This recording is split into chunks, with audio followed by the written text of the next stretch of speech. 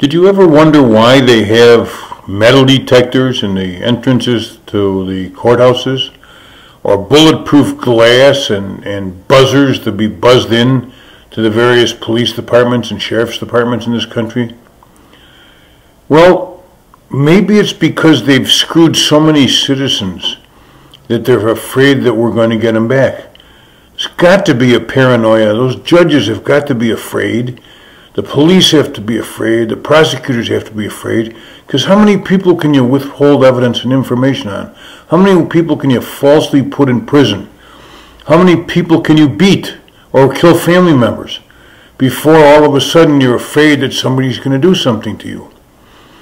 They don't even tell you their addresses. What other occupation is out there that you can't even find out where these people live?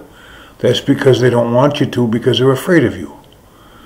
So maybe we've got to train them a little better in public relations and in other areas so that they treat us a little bit better and they don't have to worry about all the police that are getting shot and killed in the recent couple of months. That's a terrible thing. Archangels doesn't condone that at all. But we can understand why people over a period of time become upset and become so afraid and they feel they don't have any other choice, but they've got to kill a policeman.